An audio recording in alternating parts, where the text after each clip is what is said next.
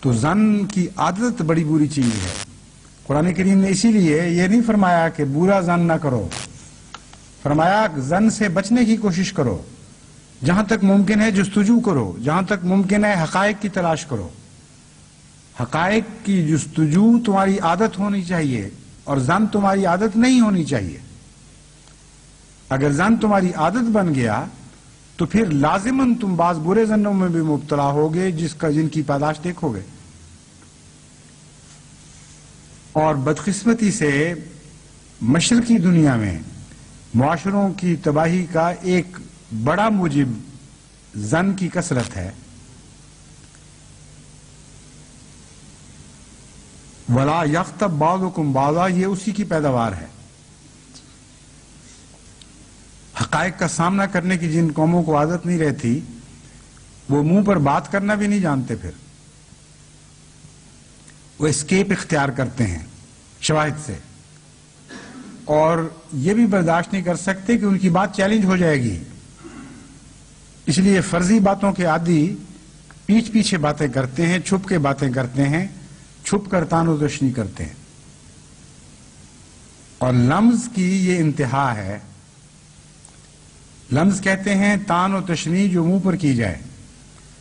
جب یہ بدی بڑھ جاتی ہے اور ناسور بن جاتی ہے یا کینسر ہو جاتی ہے تو اس سوسائٹی میں پھر سامنے کی تان و تشنی کو چھوڑ کر پھر غیب میں باتیں کی جاتی ہیں، دوسرے کو اپنے دفاع کا کوئی موقع نہیں مل سکتا.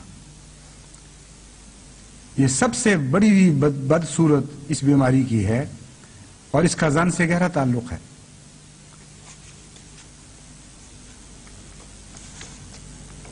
فرماتا ہے آیحب احدکم ان یاکل لحم اخیہ میتا فکرہتموہ.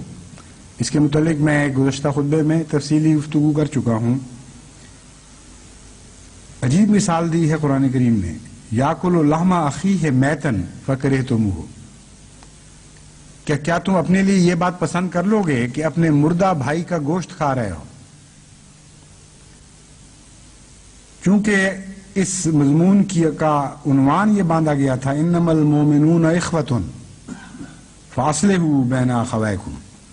دیکھو مومن بھائی بھائی ہیں، اس لیے بھائیوں کے درمیان اصلاح کی کارروائی کرو. ہر ایسی بات کرو جس سے بھائی ایک دوسرے پر راضی رہیں. اس لیے یہاں بھائی سے مراد سگا بھائی نہیں ہے، ہر مومن بھائی ہے. اور بھائی کہہ کر اس کے گوشت کی طرف توجہ دلانے کا مطلب یہ ہے کہ مردہ بھائی کا گوشت، اول تو بھائی کا گوشت کھانا ویسے ہی مکروہ چیز ہے. مردہ کہہ کر اس طرف توجہ دلائی کہ وہ اپنا دفاع نہیں کر سکتا. جو مرضی اس سے کرو، اس کو کچھ پتہ نہیں. چنانچہ اس کراہت کو نمایاں کر کے دکھا دیا، ورنہ خالی یہ کہہ دیا جاتا کہ تم اپنے بھائی کا گوشت کھانا پسند کرتے ہو. مردہ بھائی کا گوشت کہہ کر اس کی بیچارگی کو بھی ظاہر کیا جس کے خلاف باتیں کی جا رہی ہیں، اور اس کی لذت کی حقیقت کو بھی ظاہر کیا کہ جسے یہ طیب غذا اپنے لیے سمجھ رہا ہے کہ کسی کے خلاف غیب میں باتیں کر کے اس کی برائیاں کر کے ایک مزہ اٹھا رہا ہے، جو ایسی مکروہ چیز ہے کہ مردے کا گوشت کھانے والی بات ہے، اور وہ بھی بھائی مردہ ہو. ایسی فصاحت و بلاغت کا مرقع ہے یہ کلام کہ ایک بات کو جب بیان فرماتا ہے تو انتہا تک پہنچا دیتا ہے. اور کتنے چھوٹے سے جملے میں اس برائی کی کتنی تفصیل کے ساتھ مذمت فرما دی گئی. ہمارے معاشرے کو خراب کر رہی ہیں، ان کی بنیادی وجہ تکبر ہے. تکبر ایک ایسی چیز ہے جو اتنے بھیس بدل کر انسان میں آتا ہے کہ بسا اوقات انسان اس کو پہچان نہیں سکتا.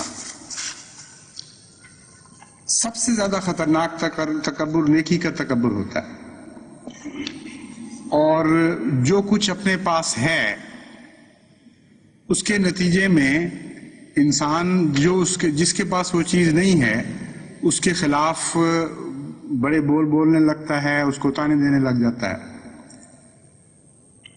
اور جو باتیں انسان کے پاس نہیں ہوں ان میں کسی قدر انکسار دکھاتا ہے. حالانکہ حقیقت یہ ہے کہ انکسار کہتے ہی اس چیز کو ہیں کہ کچھ ہو اور پھر انسان انکسار دکھائے. اس کی بہت سی مثالیں دی جا سکتی ہیں. معاشرے میں تو بالعموم قانون کی طرح یہ بات کار فرما ہے کہ بہت سے فساد دنیا میں نیکی کے تکبر کے نتیجے پر ہوتے ہیں. مثلا ایک شخص اگر نمازی ہے تو وہ غیر نمازی کو اتنی بری آنکھ سے دیکھتا ہے کہ گویا اس سے بڑا کوئی نقص ہی اس میں کوئی دنیا میں نہیں ہو سکتا. اور ہو سکتا ہے وہ خود لین دین میں اتنا کمزور ہو کہ وہ لوگوں کے مال بھی کھا رہا ہو، حرام خوری کر رہا ہو، رشوتیں بھی لے رہا ہو، لیکن نماز چونکہ پڑھ رہا ہے اس لیے وہ سمجھتا ہے کہ نماز کے معاملے سے بڑھ کر نیکی اور کوئی نہیں، اور جو غیر نمازی ہے وہ تو ہے ہی جہنم. چنانچہ بے نمازوں کے ساتھ وہ نہایت ہی درشتی سے پیش آتا ہے، ان کو بری نظر سے دیکھتا ہے، ان کو اپنے سے ادنا سمجھتا ہے. اور ایسے خاوند اپنی بیویوں سے زیادتی کر رہے ہوتے ہیں بظاہر نیکی کے معاملے میں، اور ایسے باپ اپنے بچوں سے سختیاں کر رہے ہوتے ہیں بظاہر نیکی کے نام پر. لیکن امر واقعہ یہ ہے کہ ان کے دوسرے مزاج ہمیں بتاتے ہیں کہ یہ محض نیکی کا تکبر تھا، نیکی سے محبت نہیں تھی. کیونکہ اگر نیکی سے محبت ہوتی تو باقی باتوں میں بھی وہ نیک ہوتے. اپنا نقص جہاں ہے وہاں انسان نرمی دکھا لیتا ہے. ایک آدمی لین دین کے معاملے میں بالکل صاف ہے، وہ بڑے زور زور سے حملے کرتا ہے دوسرے انسان پر، لیکن دوسری بدیاں اس میں موجود ہیں، ان سے وہ چشم پوشی کر لیتا ہے. غرضی کہ ہر جگہ نیکی کا تکبر دنیا میں بہت سے فسادات پھیلانے کا موجب بن جاتا ہے. حضرت صلی اللہ علیہ وآلہ وسلم میں ساری نیکیاں اپنے حد کمال تک پہنچی ہوئی تھیں. اگر نیکی کے معاملے میں نعوذ باللہ من ذالک تکبر جائز ہوتا تو پھر حضرت صلی اللہ علیہ وآلہ وسلم کو سارے بنی نوع انسان سے قطع تعلق ہو جانا چاہیے تھا، اور ہر ایک پر ہر بات میں سختی کرنی چاہیے تھی. اور کسی سے کسی ایک معاملے میں بھی آپ نے سختی نہیں فرمائی. کون سی نیکی ہے جو حضرت اقدس محمد مصطفیٰ صلی اللہ علیہ وآلہ وسلم میں اپنے پورے کمال اور عروج تک موجود نہیں تھی؟ لیکن ان نیکیوں کو نافذ کرنے میں آپ نے انتہائی انکساری سے کام لیا، نرمی سے کام لیا، محبت اور پیار سے کام لیا.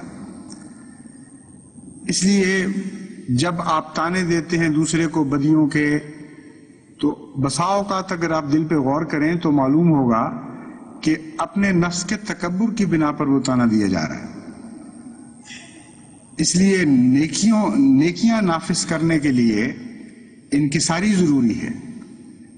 جو نمازی ہے وہ محبت اور انکسار کے ساتھ نماز کو رائج کرنے کی کوشش کرے، دوسرے کو اپنے سے ادنا اور ذلیل نہ سمجھے. جو راست گو ہے وہ سچائی کو انکساری کے ساتھ رائج کرنے کی کوشش کرے. جو معاملات کا صاف ہے وہ معاملات کے معاملے میں انصاف اور تقوی کی تعلیم انکساری کے ساتھ دے، اور تان آمیزی کا طریق اختیار نہ کرے. گھروں میں بھی بہت سی لڑائیاں اسی بنا پر ہوتی ہیں. ایک خاوند میں ایک خوبی ہے جو اس کی اور بیوی میں نہیں ہے، وہ اس خوبی کے اوپر اتنا اپنا سر اونچا کر لیتا ہے کہ ادنا سی بھی کمزوری اس میں برداشت نہیں کر سکتا،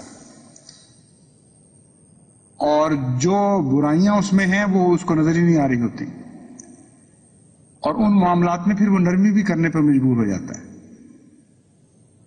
برائیاں تو اس لیے راسخ ہو جاتی ہیں گھر میں کہ وہ چونکہ خود برائیوں میں مبتلا ہے ان کو دور نہیں کر سکتا. نیکیاں اس لیے راسخ نہیں ہوتی کہ نیکیاں راسخ کرنے کا طریق متکبرانہ ہوتا ہے اور اس سے رد عمل پیدا ہوتا ہے. میں نے کئی گھروں میں دیکھا ہے کہ جن کے بچے بالکل برعکس تصویر بنا رہے ہوتے ہیں.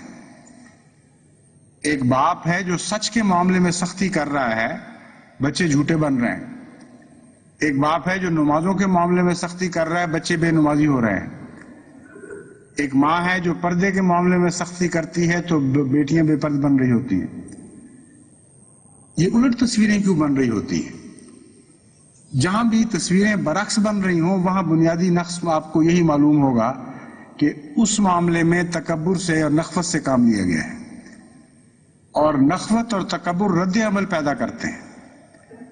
اس لیے نیکیوں کو اگر ناجائز طریق پر نافذ کرنے کی کوشش کریں گے، سوسائٹی میں جاری کرنے کی کوشش کریں گے، تو نیکیوں کی بجائے الٹ چیز پیدا ہوگی۔ اسی لیے قرآن کریم نے فرمایا وَتَوَاصَوْا بِالْحَقِّ وَتَوَاصَوْا بِالصَّبْرِ، کہ وہ حق بات سے ہی نصیحت نہیں کرتے بلکہ صبر کے ساتھ حق بات کی نصیحت کرتے ہیں، اور صبر اور تکبر کا آپس میں کوئی جوڑ نہیں۔ یاد رکھو تالیف ایک اعجاز ہے، یاد رکھو جب تک تم میں سے ہر ایک ایسا نہ ہو کہ جو اپنے لیے پسند کرتا ہے وہی اپنے بھائی کے لیے پسند کرے، وہ میری جماعت میں سے نہیں ہے، وہ مصیبت اور بلا میں ہے، اس کا انجام اچھا نہیں۔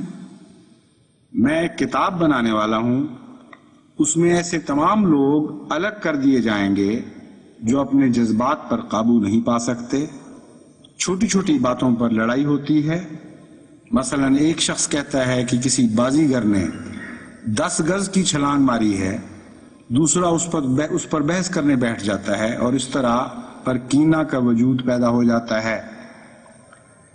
یہ مثال تو بالکل چھوٹی سی ہے، لیکن عملاً آپ گھروں کی لڑائیاں اور فسادات پر نظر کریں تو اسی طرح شروع ہوتے ہیں۔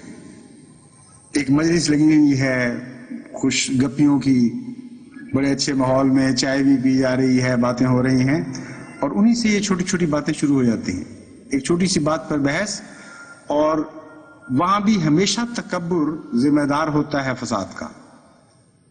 ایک آدمی نے ایک بات کہی، دعویٰ کیا، دوسرے نے اسے نیچا دکھانے کے لیے اس سے بڑی بات کہی، یا اس کی بات کو جھٹلایا اور رد کیا، اور اس سختی کے ساتھ رد کیا کہ اس نے اپنی تحقیر محسوس کی۔ خواہ بات کوئی بھی ہو، بازیگر کے تماشے کی بات ہو یا کوئی اور بڑی بات ہو یا علمی پہلو کی بحث ہو رہی ہو، ہمیشہ فسادات تکبر اور نخوت کے نتیجے میں پیدا ہوتے ہیں۔ یا کہنے والا تکبر کے رنگ میں بات کر رہا ہوتا ہے اپنی بڑائی دکھانے کے لیے، یا سننے والا احساس کمتری میں مبتلا ہو جاتا ہے تکبر کے نتیجے میں۔ فرمایا اس طرح پر کینہ کا وجود پیدا ہو جاتا ہے۔ یاد رکھو بغض کا جدا ہونا مہدی کی علامت ہے، اور کیا وہ علامت پوری نہ ہوگی؟ کیسا عجیب رنگ ہے نصیحت کا۔ فرمایا تم میری طرف منسوب ہو رہے ہو، میری سچائی کے دلائل دیتے ہو دنیا کو، اور بغض کا دور ہونا تو مہدی کی علامتوں میں سے ایک ہے۔ کیا تم مجھے جھٹلاؤ گے اپنے اعمال سے؟ کیا اس علامت کو پوری کر کے نہیں دکھاؤ گے؟ پھر فرمایا جیسے طبی مسئلہ ہے کہ جب تک بعض امراض میں قلع کما نہ کیا جاوے مرض دفع نہیں ہوتا، میرے وجود سے انشاءاللہ ایک صالح جماعت پیدا ہوگی۔ باہمی عداوت کا سبب کیا ہے؟ بخل ہے، رعونت ہے، خود پسندی ہے اور جذبات ہیں۔ میں نے بتلایا ہے کہ میں عنقریب ایک کتاب لکھوں گا اور ایسے تمام لوگوں کو جماعت سے الگ کر دوں گا جو اپنے جذبات پر قابو نہیں پا سکتے اور باہم محبت اور اخوت سے نہیں رہ سکتے۔ جو ایسے ہیں وہ یاد رکھیں کہ وہ چند روزہ مہمان ہیں، جب تک کہ عمدہ نمونہ نہ دکھائیں میں کسی کے سبب سے اپنے اوپر اعتراض نہیں لینا چاہتا۔